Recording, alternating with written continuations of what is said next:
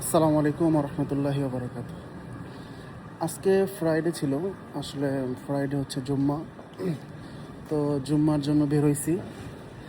তো সেই বরাবরের মতো সাথে আমার বন্ধু আছে। তো যেখানে যাই কারে নিয়ে যায় আর কি। ঠিক আছে, আলহামদুলিল্লাহ।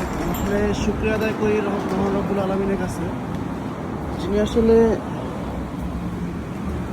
জুম্মার নামাজ পড়ার মতো এরকম একটা দামি একটা আমল করার তৌফিক আল্লাহ তাআলা সুযোগ করে দিয়েছেন।